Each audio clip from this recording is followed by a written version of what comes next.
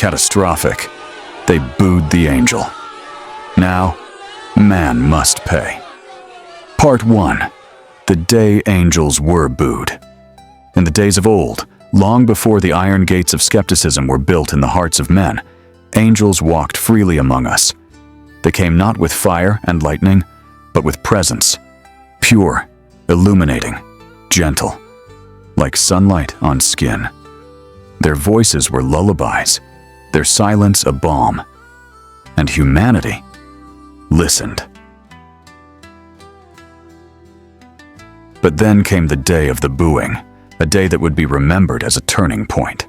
A strange tale, almost unbelievable, yet it happened. It began in a great and sprawling city, whose people had heard rumors of a new angel teacher. They called him the Flame in human affairs, whispered of in reverence by other angels who had come before, a celestial emissary, with fresh insights destined to awaken men from their slumber. The announcement of his coming brought joy and expectation. He was scheduled to speak in the city's grandest stadium, one capable of holding hundreds of thousands, and it was filled, every inch. The weather wasn't pleasant. Harsh winds carried fine dust and droplets of rain. Still, the people stayed. Some even arrived the night before, just to claim front row seats to the spectacle. They had never seen this angel before. His appearance was a mystery, and mystery pulls with magnetic force.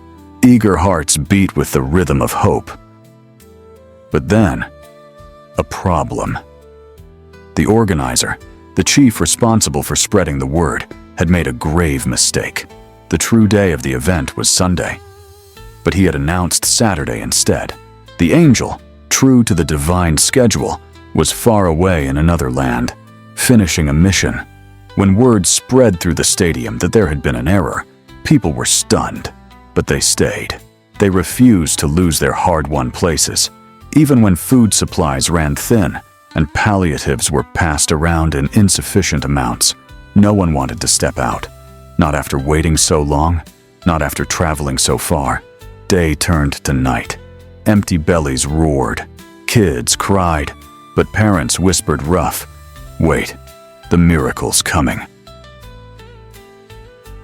They shared dead leaves like holy bread. Hope turned sour in their mouths, but waiting breeds whispers.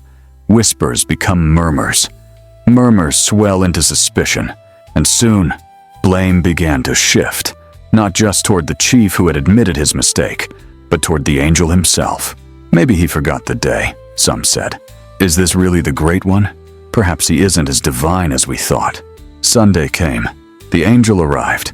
His entrance was calm, his smile radiant, like someone returning home rather than visiting for the first time. His robes glowed as if woven from moonlight. The crowd erupted in applause, though their hands were tired and their hearts uncertain. He stood tall and poised. The stadium fell silent as he began to speak. His voice rang clear across the air. Today's lesson is simple. 1 minus 1 equals 2. A visible wave of confusion swept across the audience. There was a stunned silence. Eyebrows raised, mouths twisted. What? 1 minus 1? A scholar spat. We starved for this? That's what they waited days for? A basic arithmetic?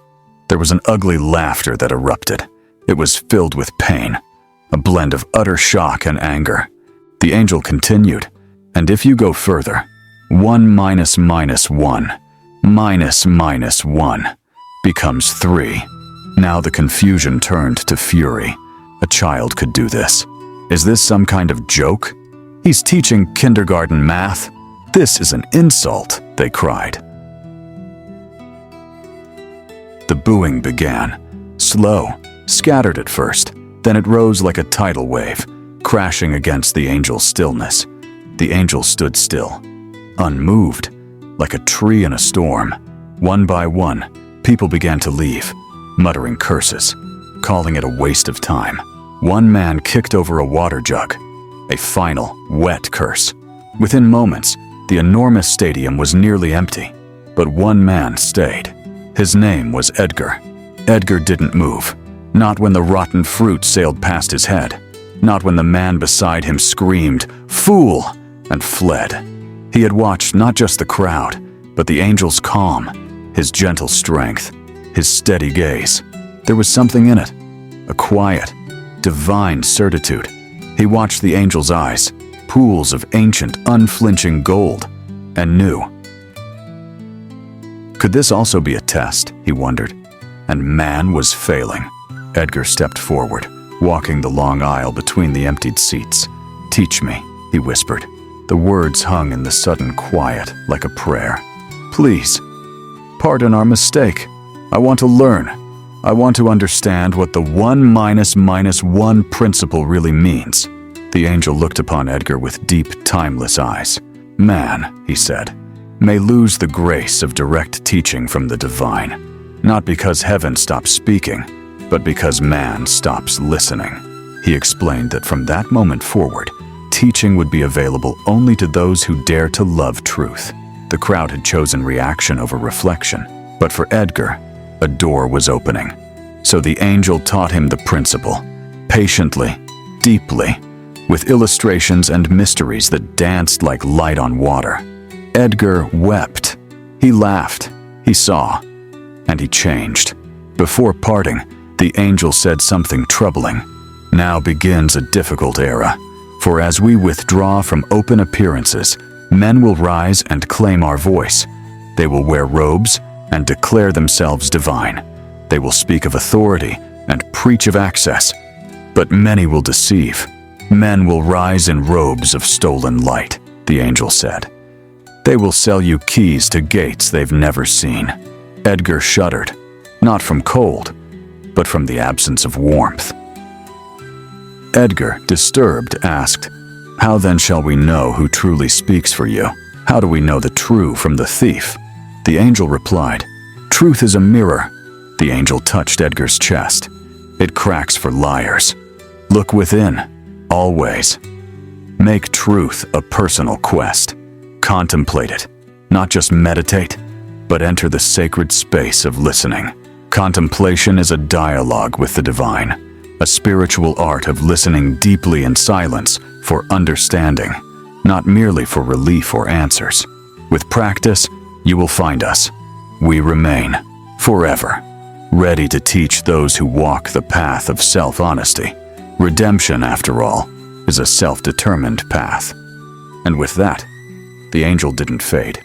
He unmade himself. One moment flesh, the next a shiver of light. Edgar stood alone in the stadium's belly. Wind moaned through empty rows. Somewhere, a discarded banner flapped. "Welcome, divine teacher." Thus began a new age, the age of prophets. Not because God stopped speaking, but because man stopped listening. Edgar, now carrying the sacred torch of understanding, was destined to become an emissary to all mankind. Till today, God still speaks. How many do listen? How many know how to listen? But that is a story for another time. To be continued in part 2, where Edgar teaches the principle of 1 - 1, a technique not of arithmetic, but of divine living.